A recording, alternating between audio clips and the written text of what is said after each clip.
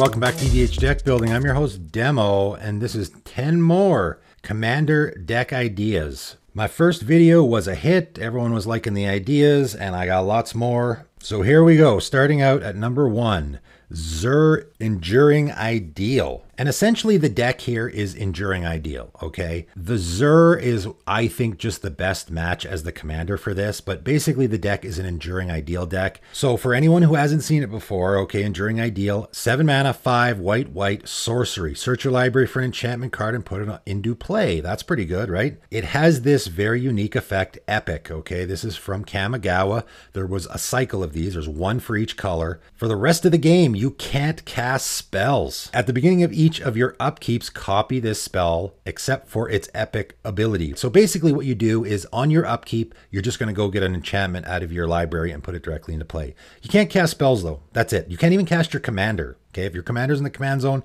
can't do that. You cannot cast spells for the rest of the game. Like I said, there's one of these for every color. You could build your deck around the other ones.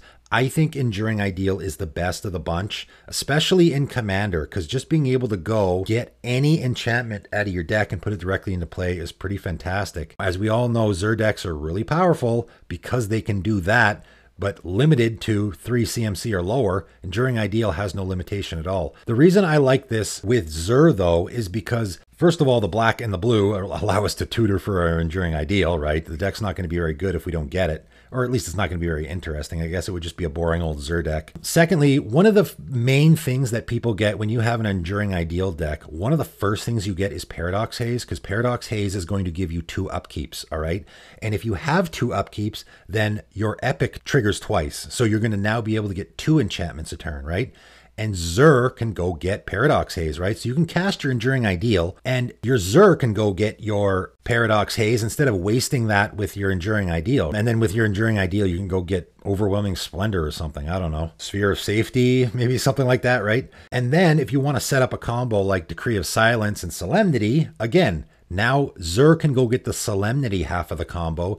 The Enduring Ideal can go get the Decree of Silence half. I also really like it because you can't cast spells, right? But Zur is still getting you that value. He essentially is sort of pseudo casting a spell every turn because he's getting an enchantment out of your library. So it plays down the downside of not being able to cast spells. And also, if someone kills your Zur, right, you can go get a Debtor's Knell out of your deck. You put Debtor's Knell into play, and now at the beginning of your upkeep, you can put your Zur back into play and use it again. So it keeps you away from sort of getting locked out of the game or getting locked out of your commander. I think it'd make a really interesting build around.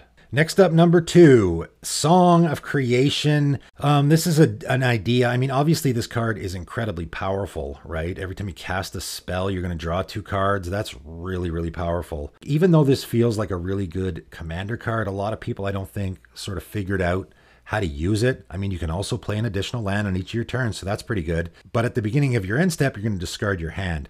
So I thought, wouldn't it be interesting to sort of have effects where we can stick stuff in exile so we don't have to discard it, right? And then, of course, in the last set, Foretell came out. And I had already built this deck idea before Foretell came out. Where I was trying to do this. There are lots of other effects in the format that do similar things, right? Psychic Vortex, Grafted Skullcap, Avaricious Dragon, right? There's lots of these effects where you're drawing extra cards, but then you have to discard your hand at the end of the turn. You don't want to build our deck around one card. That can be bad sometimes. If we have a whole bunch of these effects and then a whole bunch of Foretell cards, also Suspend, same thing. You can do the same with Suspend where you're just sort of sticking it off into exile so you don't have to discard it at the end of your turn. I just think that's a really interesting build around, right? We're drawing cards like crazy and then we're sticking them in exile so that we don't have to discard them on the end of your turn.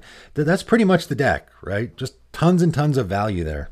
Next up, number 3, Aluna. And Aluna is a card that a lot of people, I mean, obviously it's a commander, so you're going to build around it, but a lot of people have tried to build interesting decks around it because whenever this creature mutates, exile cards from the top of your library until you exile a non-land permanent card and put it onto the battlefield. So, as a lot of people have pointed out, if you only have one permanent in your library, right, one non-land permanent, whatever that permanent is, you're going to guaranteed get, and it's going to be put into play. So a lot of people did the Omniscience thing. I've seen that one where Omniscience is the only non-land permanent in your whole deck, so you're guaranteed to get it. And then, you know, I guess you just, well, I don't know what you do from there, but maybe you combo off or something. I thought, you know, if you're going to go that route, and I don't love this kind of deck, but I think it's an interesting idea, why not go all the way and just put Thassa's Oracle in your deck, right? Why not have Thassa's Oracle be the only non-land permanent? And I had attempted to make a CEDH version of this because really, Thassa's Oracle is a card that you shouldn't really be playing unless you're in CEDH. The only problem with Thassa's Oracle is you have to have it at the bottom of your library, right? If Thassa's Oracle is in the middle of your library, you're going to cast your Aluna, it's going to come into play, and it's not really going to do anything, right? So you have to make sure your Thassa's Oracle is the bottom card of your library. And of course, scrying is fantastic for that, right? So you'd put a whole bunch of spells that just scry, Opt, and Serum Visions and stuff like that. And you would just, you know, scry like you normally would, but then when you see the Thassa's Oracle, you would tuck it on the bottom. You could also use Worldly Tutor effects to get it on top of your library, then scry it to the bottom. So that basically is the deck. And then, of course, you need creatures to mutate onto, though. That's one of the issues, right? So you got to have Kerkeep, Blinkmoth Nexus, any man lands, right? The cheaper, the better, I think. Like Blinkmoth Nexus, you can just pay 1, turns into a creature, then you can mutate onto it. Thassa's Oracle, you win, right? So that's the deck. It's, nah, I don't know if that's super casual. I think it's not that easy to get it off. Like, I tried doing it in CDH. It's not quite the power level. I did win one game with it, but it's not quite at the power level to really compete in CEDH. Depends on your play group, I guess. It always does, right? Next up, number 4, I'm calling this one Opponent's Choice, and this is a deck idea that I had came up with, and one of my patrons, I gave this deck idea to. I mentioned it in one of my requested deck tech videos where someone said, hey, how about an idea for a politics deck? And I thought it would be really interesting to make a politics deck where you are basically, you have all these cards where your opponent gets to choose. Guided Passage was sort of the card in the deck that it was really built around. So I was thinking Teamer for this. You could use maybe 4 or 5 colors even. Just lots of cards like that, right? Fact or Fiction is obviously the most popular one. Manifold Insights is another one. Just every choice is your opponent's choice. Everything that you're doing is your opponent's choice. Daio-Chan Artful Beauty is another one that fits really well in this deck where, yeah, you get to destroy a creature, but then your opponent gets to choose one. There's lots of these cards in the format. I mean, you can go the goofy, I'm just going to let my opponents make all my decisions for me. But remember, you have 3 opponents, so you can use this in a political way, man. For me, this is more of a political deck. Just like with Fact or Fiction, you cast that Fact or Fiction and you point it at the guy who you know is going to give you good stuff. Like, you give me that board wipe so that I can clean up this mess, that kind of stuff, right? The Daio-Chan Artful Beauty, you're going to destroy the creature of the guy who has the best creature, and then you're going to let another opponent destroy another one of his creatures, right? So you can really, I think, build an actual interesting political deck that does actually do well with this idea. Next up, number 5. This is just Pegasus Tribal. That's it. I just thought, you know, I did a Goat Tribal deck, and I thought Pegasus Tribal would be even more interesting, or maybe equally as interesting. Just like with goats, there's not a lot of great Pegasuses. They're not good. However, just like with goats, I think you want to go the token creation route. So Pegasus Refuge and Sacred Mesa, those are probably the best ones. It's just a repeatable token maker, right? Pegasus Stampede is another one that you can just repeatably create tokens with. There's Storm Herd, obviously you can use that one. I mean, it's 10 mana, but it is going to create a lot of Pegasuses. Pegasi? Is it Pegasi? Pegasuses? Archon of Sun's Grace. This actually is a lord for Pegasuses, right? They're going to get lifelink, and you're going to create Pegasuses with it. So that's a card you're going to want to get your hands on too. And I thought it would be interesting to go a flying tribal route as well. If you're going to be building this deck, I wouldn't go mono white. I would do it white blue. There's a lot of really great commanders for flying tribal because Pegasus all have flying, right? We can use Ineaz, we can use Kangi. Either of those I think would work really well. Also, you can put moat type effects in there to hate on creatures, you know. So basically you would go that route. It would be a combination of a flying tribal deck and sort of the same goat tribal theme that I did with making lots of tokens and hating on big creatures. I think I would go that route. Next up, at number 6, Artifact and Enchantment hate. And this one, I don't know if it's tons of fun, but it works. I've actually built this deck before. I did a Naya version, and it's just Fracturing Gust and Vandal Blast and lots of cards like that. You know, Presence of the Master works really good, Tranquil Grove, and yes, we will have artifacts and enchantments in our deck, but they're only going to be helping us with that theme. It really, really does work. And the deck I made was a Bruce and Tana deck. So Bruce and Tana just were doing their own thing, just attacking, creating lots of tokens. I was just killing my opponents the normal aggro way while also hating on artifacts and enchantments. People are so reliant. Most decks are so reliant on artifacts and enchantments that if you just destroy them all repeatedly, it really gives you a huge advantage if you're not relying on them. And then, of course, you're going to throw in Thran Forge and Soul Sculptor, right? Two of the cards from my 10 cards videos. Now we can turn our opponent's creatures into artifacts, or we turn them into enchantments. And since we have so much artifact and enchantment hate, we're just going to be destroying their creatures all the time on top of it. It's not a super fun deck to play against, but if you want a deck idea where you're going to stomp your play group with, I think that's a good one. Coming in at number 7, Exchange. And this is an exchange themed deck. And obviously this is not an original idea. I know immediately people will think Zedru is the best commander for this, and really it's not, okay? You don't want a Zedru deck here because Zedru is a donate, and we don't want to be donating. Get that thought out of your head where I'm donating stuff to my opponents. The exchange is what we want to be doing. We want to be giving our opponents stuff and taking their stuff. That way we get maximum value. So cards like Avarice Totem, cards like Eyes Everywhere, you know, stuff like that, where we're going to be exchanging with our opponents. Conjured Currency is a good one. Daring Thief is another good one. There's lots of these cards, obviously. But then once we exchange, okay, we're going to be using cards like Chaos Warp and Oblation, all right? And the important thing about Chaos Warp and Oblation is it's the owner of that card, right? So we can Chaos Warp, and I've seen people Chaos Warp their own stuff just to see if they can flip something good off the top. You know, a lot of people like Oblation because you can use it on your own thing to draw cards if you need to. But in this case, we're going to exchange, right? We're going to give somebody our Eyes Everywhere, and then we're going to Oblation it, right? It gets shuffled back into our library, and we get to draw 2 cards. We can also use Telgiad Stylus and tuck it under our library. We can use Telemtor's Edict because we own it, and we can just exile it and draw a card, right? It's sort of a steal strategy, and as I've stated, you know, people don't love having their stuff stolen. So, you know, when you exchange, though, it's not as bad. It's sort of softening the blow a little bit. But then the thing that we gave them, we're going to tuck it in our library or sacrifice it, exile it, oblation it, whatever. Coming in at number 8, Varigoth. And this is, you know, this is just a Varigoth deck, essentially. Varigoth really isn't as popular as I thought it would be. You know, I thought Tutor on a Stick? I mean, why wouldn't you want to use that? With the Kaldheim Commanders, it's only got 56 decks on EDH Rec now. It's towards the bottom, so that's a little surprising. Again, that might be a case where there was so many commanders in Kaldheim that it sort of got lost in the shuffle. But I just had an interesting idea for a Varigoth deck where I thought, okay, well, we can go get our opposition agent and put that into play, and then target player searches their library, right? That's the Varigoth ability. We can now target our opponents with it, and now we can just go get whatever we want out of our opponents' libraries. We can put Marilyn of the Mornsong in play, and this could also be a Maryland deck. I imagine anyone that has a Maryland deck already put Opposition Agent in there. Ob Nixilis is another one, and this could be an Ob Nixilis deck as well. There's 3 mono black commanders here that are all doing similar things. You could build them around either one. I think Varigoth is probably the best, but he would have all those other cards in there as well. So we go get Marilyn of the Mornsong and Opposition Agent because we can tutor with our commander. You know, Marilyn of the Mornsong is going to tell people, okay, you can't draw, but you can go search your library, but now they can't because Opposition's Agent is out. So now you know, that pretty much locks up the game once you have those cards in play. Ob Nixilis is another way that you can put it in play. Then you can use Varigoth's ability to force an opponent to search their library. And when they do, they lose 10 life and sacrifice a creature. So that can even be a win con for the deck, right? If you need a win con, you just put Ob Nixilis in play and just start forcing your opponents to search their library.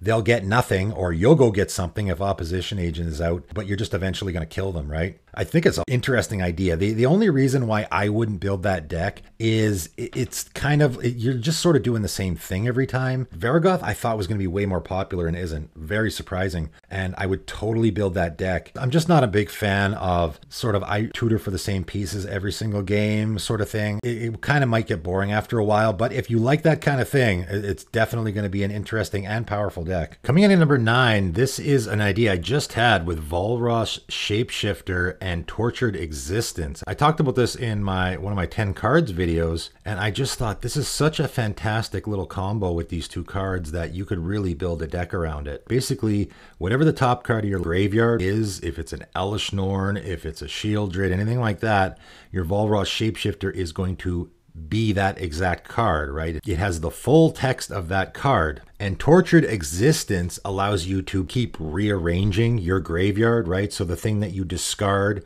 with it is going to be the top card, which your Valrosh Shapeshifter is then going to become. So basically what you can do is you can just keep swapping back and forth, right? Whatever card you want for whatever scenario you happen to be dealing with, you just turn your Valrosh Shapeshifter into it. Cards with static abilities is really where you want to be at. Obviously, you want Entomb effects. The Auric Lore Mage is a fantastic one that just came out in Strixhaven that would be absolutely perfect for this deck, right? It just sits there, and again, instead of discarding, now we can just go get a creature out of our library and put it into our graveyard. So this just becomes tap, turn your Valrosh Shapeshifter into whatever creature you want, right? Cards with static abilities like Avacyn, you know, stuff like that. You're not going to get an ETB or anything like that here, but your opponent's about to board wipe. I tap my Auric Lore Mage, throw an Avacyn in my graveyard. My Valrosh Shapeshifter becomes one, and all my stuff's indestructible. Or maybe I go get a Tidespout Tyrant out of my library and chuck that in my graveyard. So now the next time I cast a spell, I can bounce a permanent. Obviously, the amount of creatures that you can put in this deck that are going to be doing busted things is pretty much endless. And then maybe I'll throw a body double in there as well. In case I don't have my Valrosh Shapeshifter, I can just copy my Avacyn or other card in my graveyard with that. You could also just throw a recursion theme in here, obviously. I think that's probably, you know, if I'm just going to reanimate all these busted creatures, that's the less fun version of the deck. I think this is an interesting deck